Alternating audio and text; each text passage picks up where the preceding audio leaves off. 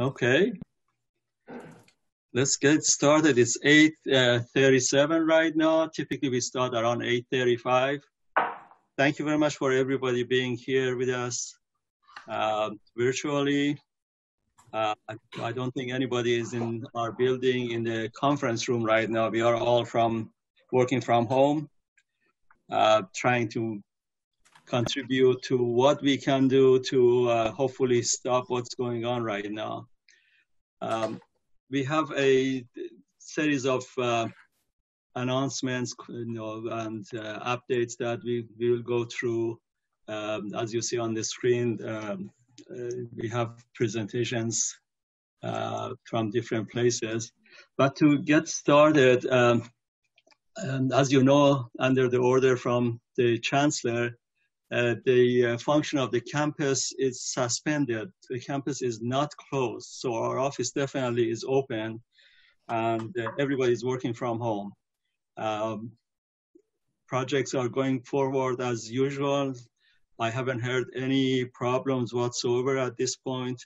In some areas, we are extremely busy, especially in the areas of, for example, clinical trials for projects related to COVID-19.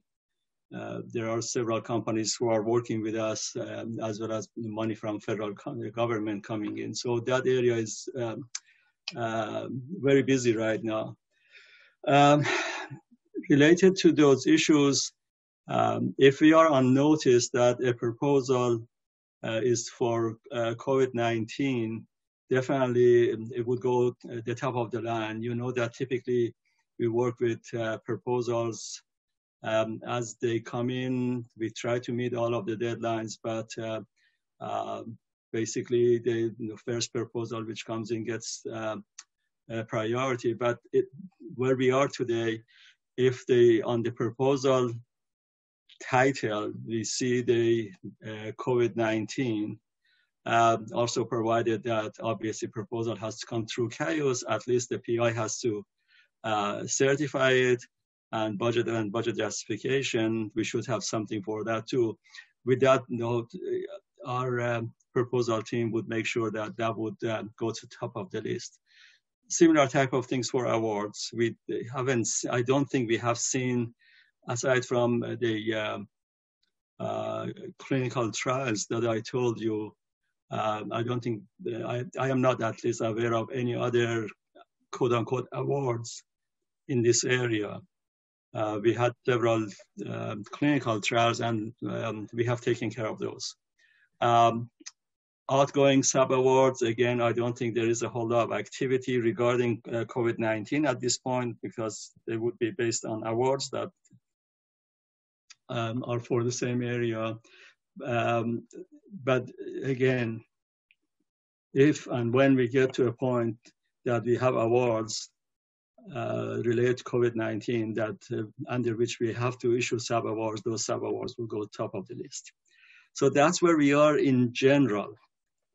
There are lots of directions we are getting from different sponsors as to how they want us, or they want to treat different projects, whether a project can continue being functional, whether people can continue working either from home, or if there are quote unquote essential areas from the campus.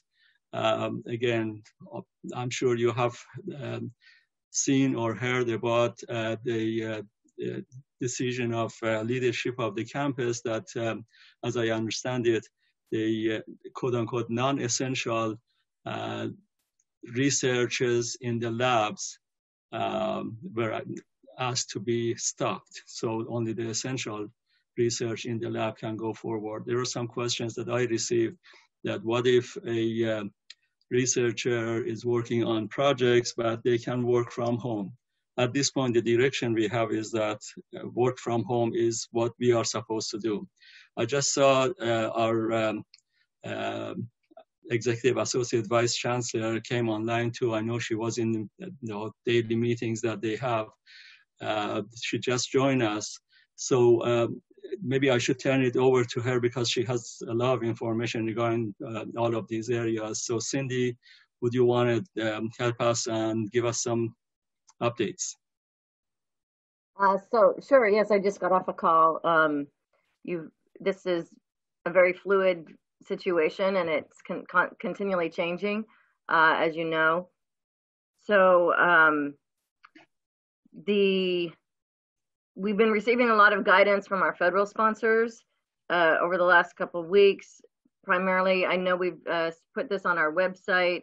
NIH and NSF are basically saying you can continue charging grants during this time. If you're closed and people can't work, go ahead and continue charging grants. So far, NIH has said you can also do no-cost extensions if you need to because of this slowdown in work during this time. A lot of faculty and staff appropriately have been saying, but if we do this, we're using up revenue on our grants right now that we won't have later to actually get the work done. So that seems to be a big concern. There are currently things happening with Congress. It's looking like a 4-phase approach. So phase 1 of the spending bill for the coronavirus 19 was dedicated almost primarily to funding research on COVID-19. So the additional funding agencies received was for the purpose of stimulating research on COVID-19 and the things that we need for that. There was a phase 2, a little different, but phase 3 has funding in it to 2 agencies to provide administrative supplements downstream. They should be voting on that this week.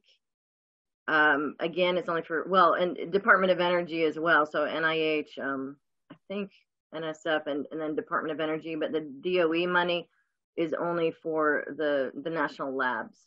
So it won't be for like universities like us.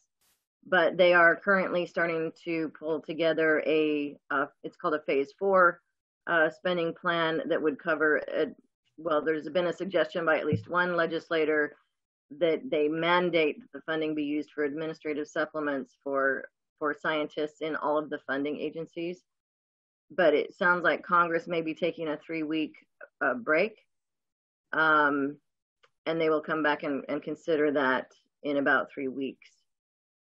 So there's what I wanted to say is there's a lot of work to try and figure out how to pay for this. And so for the time being, I think the best route is to continue using the leave that has already been announced by the Office of the President, that 128 hour leave, as well as vacation sick leave, in order to maintain your staff and to bridge your program into better times. And as far as the question about how we're going to pay for this, people are working on that question. We may not have the answers immediately, but we will have the answers in the future. So that's kind of my best advice at this point in time. If anyone has questions, I'm happy to hear them. Cindy, yeah. There was a question that came in. I think you answered partially or maybe completely. Let me read it to you. The question has to do specifically with NIH, but I suppose it applies to others. The questioner is asking, what is the NIH guidance regarding employees who are not able to work from home and cannot come to work, obviously? The question then goes forward saying, who gets to decide who will continue to be paid? I think you answered it partially or maybe completely regarding the 128 hours, but do you want to elaborate on that a little bit, please? Yes, so you should use the leave that's available within the system and what's been announced. So if someone is unable to work, they, because of the situation, they have to work in a lab and the lab's closed right now because of the situation, then yes, they should be using this 128 hour administrative leave. Or if they're sick, if they're not working because they're ill or they're caring for an ill family member or something like that, they could use their sick leave and vacation leave as well if they run out of other leave, right? So though, I mean, that's how you would decide to continue to pay someone, is because those leave balances are available, and they aren't able to work due to the shelter in place. So Cindy, does it mean that one has to use the vacation time before that 128 hours, or 128 hours coming first? So the HR guidance has said you can use the 128 hours either before or after other leave. I guess it's, speaking with your supervisor. But if you've been asked to stay home and not come to work because of COVID-19, you should be able to use the 128 days. You don't have to use vacation first. But, if your supervisor is the one that said that you have to, that you cannot work, right? If you are actually sick, you should be using your sick leave. Or if caring for a sick family member, you should use your sick leave. Again, that 128 is really hours, which is 16 days, basically. So right, 16 days. Yeah, sorry, I keep saying days instead of hours. Right. Thank you. Ahmad and Cindy, we had one more question about this, and that's asking if the 128-hour leave is reduced for appointments less than 100%. So, yes, it would be equivalent. So if you're like a 50% FTE, it would be half that equivalent.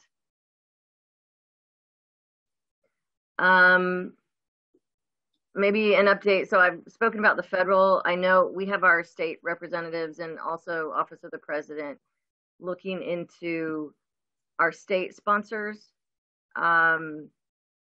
They have indicated at this point in time, it could change, but they've indicated that they will not be sending out a broad announcement like the Office of Management and Budget, OMB, did for the federal government, primarily because a lot of the appropriations have very specific terms and conditions associated with those appropriations. And so they didn't want to do a broad statewide announcement of how they're going to treat expenditures during this time. Instead, they've said that's on a case-by-case, contract-by-contract basis, and to contact your contracting entity with any questions that you might have regarding shelter in place, and not being able to work and continue to charge the grant or contract. So we are still hoping and pushing for a broader kind of statement from the state on these issues, but for now, it's going to be a case-by-case basis. USDA, we have not yet heard from. They do have a COVID-19 FAQ website, but they have not yet addressed flexibilities on grant and contract charging, in response to the OMB memo. So we're still awaiting information from USDA. We have heard from DOD. I don't know if you've gone over this already, Ahmed. I missed the first part. No, I haven't. Go ahead, please. All right. So DOD came out with their FAQs day before yesterday. It could have been yesterday. And their initial memorandum last week seemed to suggest that we could not charge grants and contracts that were DOD funded when you're not working on them. They've now changed that tone, and their FAQs are far more flexible, similar to the other agencies at this point in time. So we do have guidance from our DOD agencies. I think, are there others people want to know about? And also maybe Grace, when she's going to talk, she might have some other ones that she can share. Okay, I will read the NIH FAQ on this issue because we're already talking about this topic now. So according to the NIH FAQ, the question is, can a recipient continue to pay personnel costs under awards in the event of an emergency? Okay. Charging salaries to NIH grants when no work is being performed is allowable if your organization's policy allows for the charging of salaries and benefits to currently active awards under unexpected or extraordinary circumstances from all funding sources, federal and non-federal. If you have such a policy and anticipate a need to charge personnel costs, please notify the funding institute. NIH may request documentation to confirm the requirements of the institutional policy. So according to NIH, if UC Davis will allow the charging of of salary and benefits to any awards, then they're willing to accept that, and they might require documentation of our policy. So I think according to Cindy, we do have, yeah. Okay. And the memo that came out, I think 2 days ago from OP, basically said that, yes, this is our policy on these leaves are for all sources of funds. So it meets the consistency requirement in the uniform guidance. So our policy does indeed allow for this. But you're right, we received information from NIH in particular. Some universities were saying, can we just do a carpet or like a blanket statement that we've gone into shutdown for these months or these weeks, depending on the location, right? For, and do like a broad statement so that every PI on every grant doesn't have to do something with their grant officer. What we've heard back is that they're not requiring an institution-wide statement from anyone. They don't expect it. But indeed, once you know what the impact might be on your individual grant and contract, you should contact your program officer, let them know that those impacts are occurring. So that's the guidance that we received verbally from NIH. I've seen people on the chat saying, can we summarize what we're talking about here in a communication? We are already working on preparing that to go out. A lot of this information is already on our website. So what I'm telling you, as these announcements come out, I'm forwarding to our marketing communication, and they're adding them to our website, the Office of Research Coronavirus website. And so all of this information is already there, but we thought it would be good to kind of summarize it into a condensed version that we can just email out on our listservs with a link back to the website if you want more details. That might be a good thing. So we're already working on a document that we can send out later with these updates. Just be aware though, when we send that out, that because it's a fluid situation, by the time we send it out, it may have changed. so that's, but we will be preparing a summary. Thank you, Cindy. Mm-hmm. So Cassie, I think maybe Donna can go next according to our schedule. Hi, everybody. Good morning. This is Donna. I'm representing the animal care program for both Lori Brignolo and myself. We don't have any slides today, but want to just provide a general summary of what's happening within the animal care program.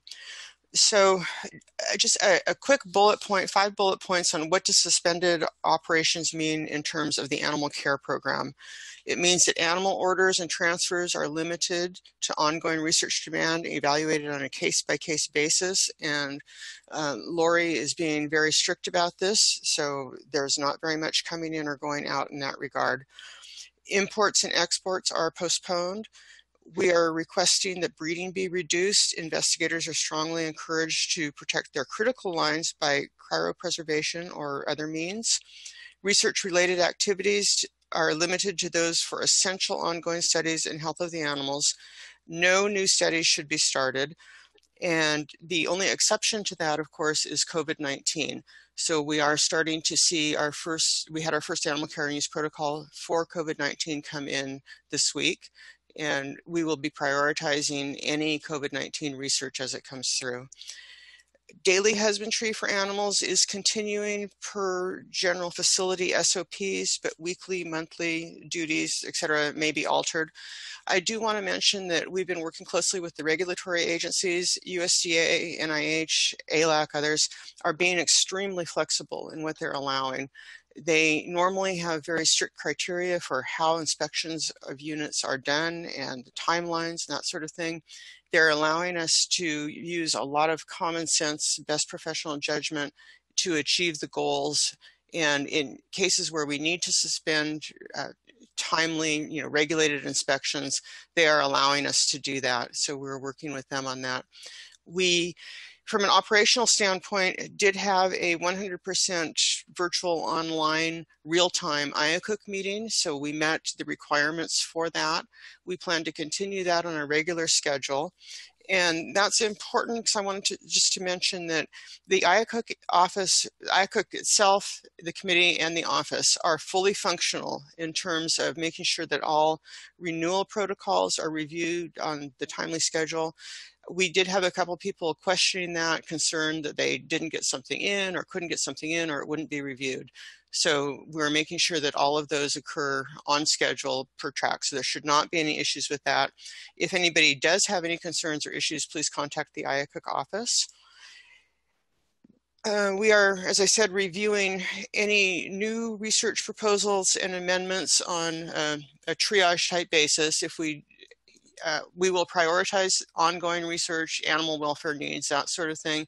If it's an absolutely brand new study that clearly can't get started for a while anyway, that might be put towards the bottom of the pile in lieu of, just triaging and prioritizing any COVID-19 research that comes in. The campus veterinary services also is fully staffed. They are working a rotating schedule. And so they are doing their required veterinary visits as needed, but trying to reduce face time and things like that. So Lori and I have been working very closely between our two teams just to make sure that everything is happening from a business continuity standpoint that needs to happen. Lori has reached out to all 46 Vivaria, and then she's doing that on a weekly basis just to continue to check in with them, make sure their staffing needs are met, they have adequate PPE. We're providing ongoing evaluations and asking each unit to provide evaluations of their PPE burn rate, so we know what we have, what we can expect. We've eliminated the use of PPE in areas where it's not critical from let's say a biosafety standpoint. For example, if someone was using a mask just strictly for dust protection, there's other means of protecting them for that reason. We are verifying that we have emergency access to all campus labs that house animals, reaching out to each individual lab to find out what their status is. Most of you probably know that you have to have special permission to house an animal in a lab rather than a vivaria, so we want to make sure we have the appropriate access for that. And just, let's see, glancing through my notes, I think that's mostly what I wanted to mention. Lori, if you are online, do you have anything you want to add? Lori may have had to step offline. I'll just add that we are in regular communication with our campus, the emergency management team. We have twice weekly check-in meetings with them just to update the status and changing situations, any changing regulations, that sort of thing. And then we are also meeting twice a week with the system-wide IACUC directors and the system-wide attending veterinarian group to keep up with what's happening on the other campuses, share best practices, as some of the other campuses have had to ramp down research before we have. So we're able to share tips and get tips from them. Does anybody have any questions for me? If not, Ahmad, I think I'm done. Thank you. Okay, thank you very much, Donna. Let's see, the next person. How about if we have Grace give an update before James would come in too? Okay, good morning, everybody. Here's just a brief announcement from awards, which is that we're still working, we're still processing awards. As Ahmed said earlier, if we see a COVID-19 award, that will certainly jump to the top of the pile. But in the meantime, we're processing all of your awards. And I will just say two things, which is please look at the end date on your projects. If you need a no-cost extension, let's ask for it beforehand. Let's ask for permission for the no-cost extension beforehand rather than giving the excuse why we couldn't ask for it before the end of the project. Sponsors are being very flexible right now. and sponsors are coming out with their guidance. So I would encourage you to look at their website, and not just federal sponsors. I've seen the COVID-19 guidance from all kinds of foundations as well. And also, if your progress reports are going to be late, I would also say, please tell your program directors that your project reports will be late. Once again, let's not just, not turn them in and ask for forgiveness after the fact. Another thing is we are signing awards electronically, and at least one person has said to me, oh, but the sponsor requested this with a wet signature. We're not doing wet signatures right now. People are just going to have to work around it. These are far from normal times, and normal business processes aren't going to apply right now. So we will submit electronic signatures, and we will supplement with a wet signature when we can, okay? So right now we're just going to send things electronically. Nothing's being mailed and nothing's being signed in hard copy and handed or mailed over to anyone. Okay, are there any questions for the awards team?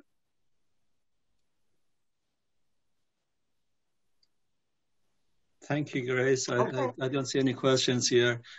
Similar type of things to that Grace said, the proposal team is fully functional. As I said at the beginning of our session, everybody from sponsored programs is working, not in the building, but from their homes. And I haven't heard any problems with any of the projects we are working on. So business as usual, as Grace said.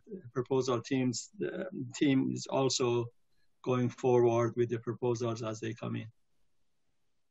Ahmad, do you want to take that question right now? It says, it was mentioned that PIs may want to inform their program manager at the sponsoring institution if their research will continue during the shutdown. Will notifications be sent to PIs about this, or should we cover this with PIs individually, meaning the department admins and their support? That's a very good question. Again, no, lots of different things are going on. So if the PIs are in contact with whoever they are working with from the sponsor, they should keep those communications going. And if the sponsor wants something official, then we would help them, definitely. So I don't know what a good answer to that question is, but maybe Cindy or Grace have more to contribute, but you want to keep the lines of communications open. That's really the bottom line. Yeah, I would just encourage you to work with your PIs to check in with your program managers to tell them your intentions during this time. Yeah, that's the best I can do without going into a sponsor by sponsor specific response. I agree.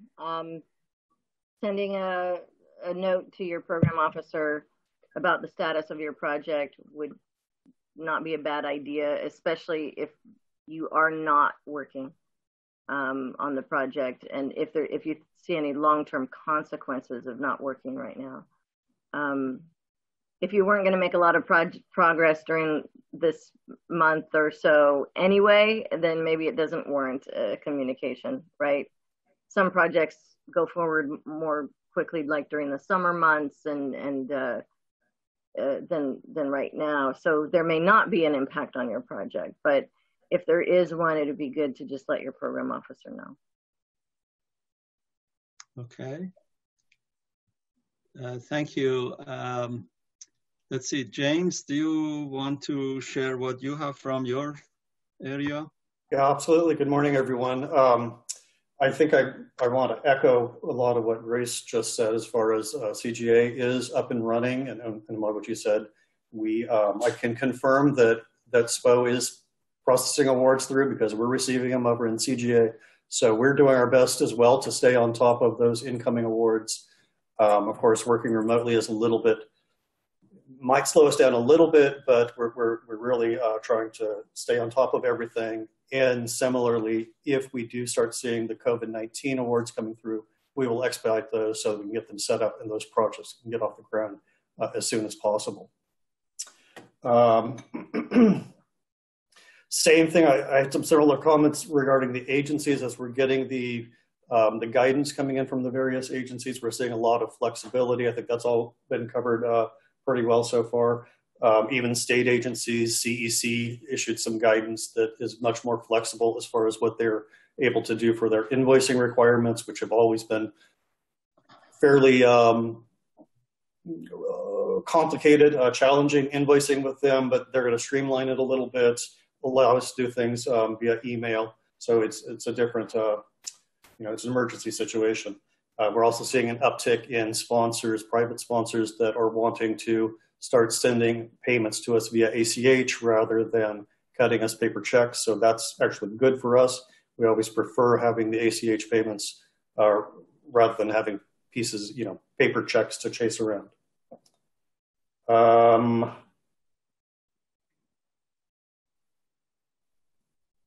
That's kind of where we are as far as response to our current status. And then I had just one other point to bring up.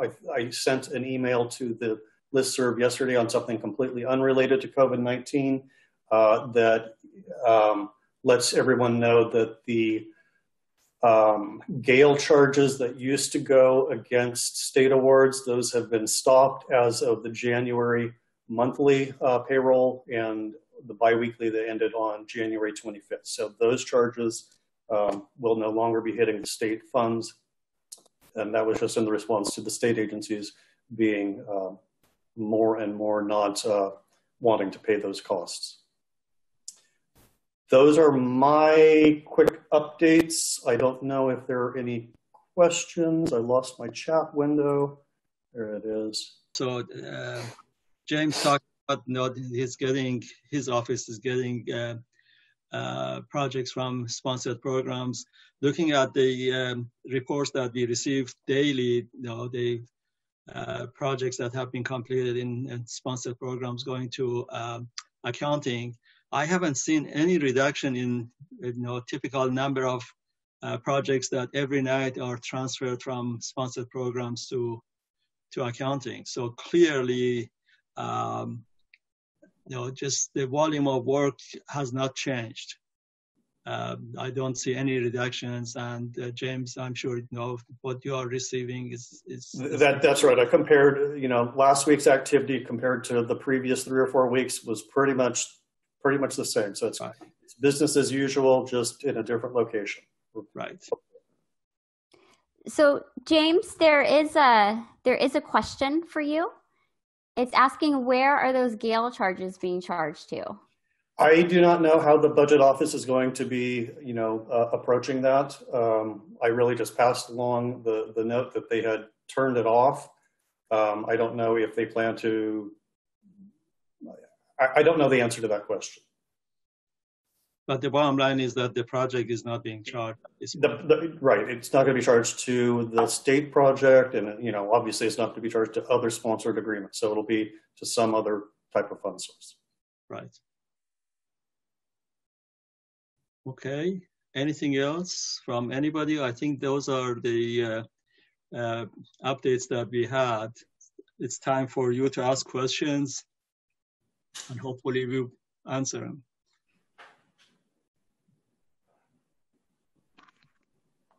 So we do have one more question about Gail, and it's asking, is the issue of Gail not moving with SETs fixed? I do not know that answer off the top of my head. I can check into it and get back to you, Michael.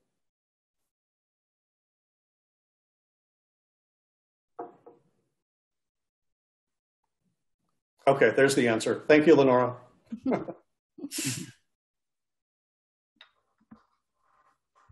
Okay. Any more questions?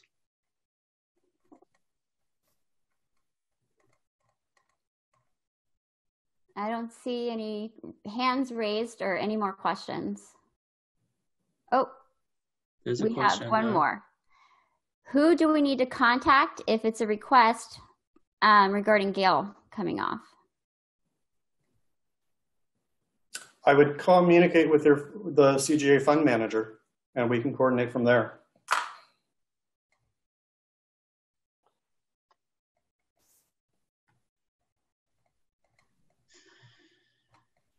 Oh, I've got a note. Mike LeGrand is saying that you just need to do the Gail, move the Gail on a GEC.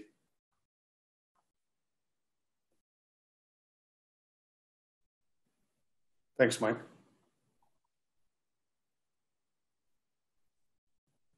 Okay. Well, let's see, give it a couple of more minutes. If we don't have any other questions, maybe we should stop the meeting and continue doing our work. We have one more question about Gail. Okay. So what if Gail is moving from a state or federal fund source to a non-federal fund source? Ooh. Does the GEC response, I don't, what if? Move it where it belongs, I guess, is the bottom line.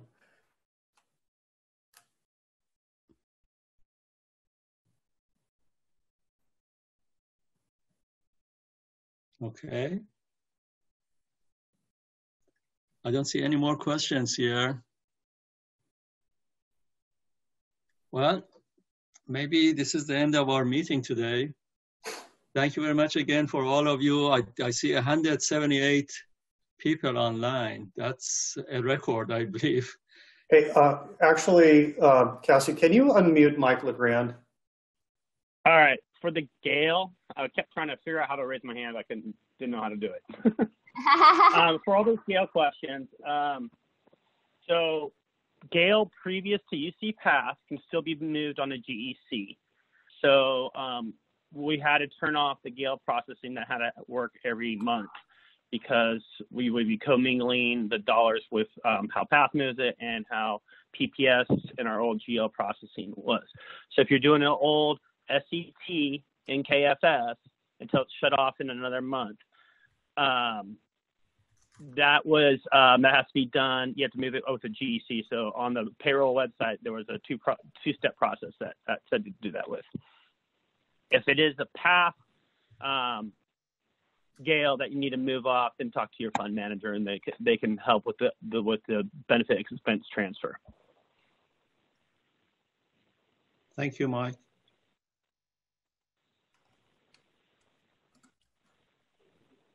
So we have one person asking James if he could repeat the dates that Gail will stop for monthly paid and biweekly paid employees on applicable grants. Sure. So the effective with the January monthly payroll and the biweekly pay period ending January 25 is when they will no longer be assessed. So that's a couple months ago.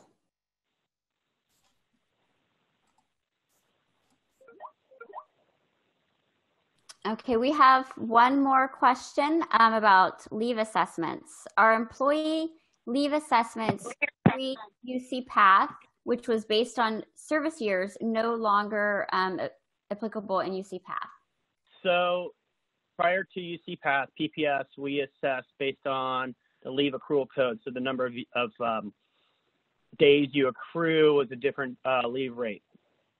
UC Path only has the ability to assess 3 different rates for leave accrual. One for faculty that accrue leave, accrue vacation, so fiscal year faculty and pretty much HComp faculty. And the other is all other employees. So there's one rate for everyone, basically. So it's a more socialized assessment rates. There is some fixes going on in UC Path right now about not charging it to people that aren't accruing.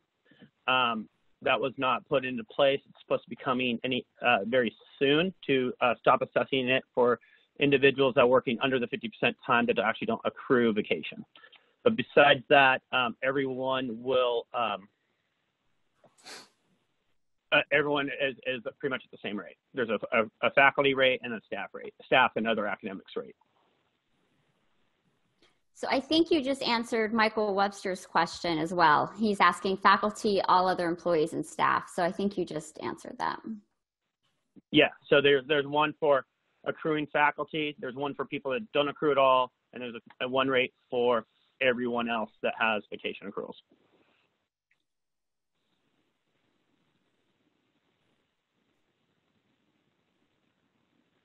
So anything else, Cassie? Do you see any other questions? No, but someone did just provide a great link on costing policy if people are interested in reviewing that. Mm-hmm. Okay. Thank you. Oh, wait, we have some more.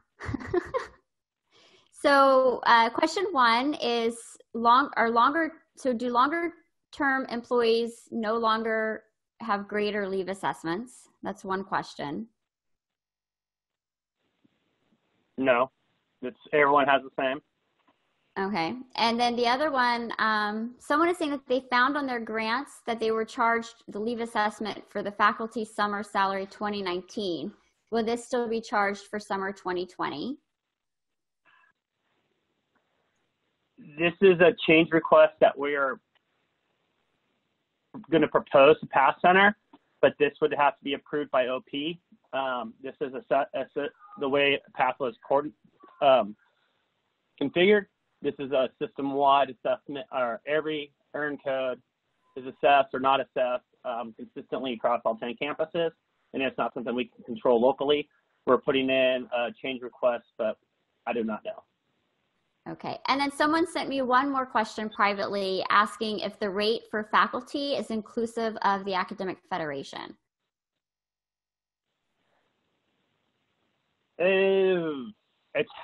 It's the MPOL classes that consider people faculty in Path. I don't know what MPOL class, which is a UC Path term, which part of the federation is included in. So there are certain categories that consider faculty in UC Path, and we could get some more information on that.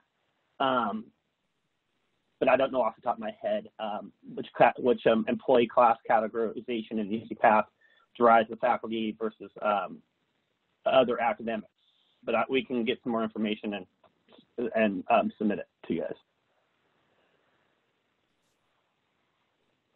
And someone's just thanking you for working on all of that. I see a question here. The question is whether it's possible to have this meeting bi-weekly rather than monthly during this period of time. I think that's a good idea. We would look into it. Maybe we should be able to do that.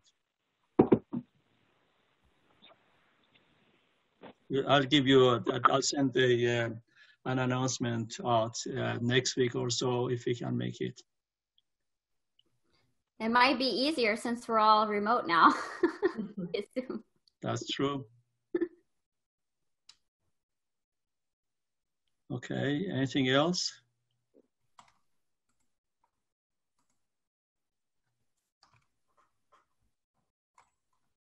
I don't see anything. Last chance. Oh, one more. What? Who do we contact for postdoc buy-down fees that do not transfer with the SCT?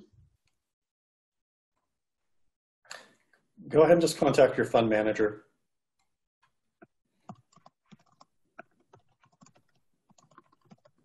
Okay.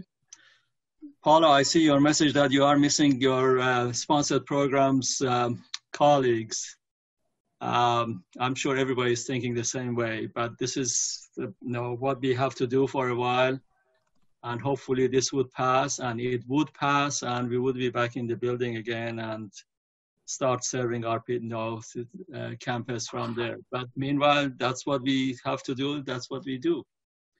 This is the safest way of making sure that the problems would go away hopefully soon.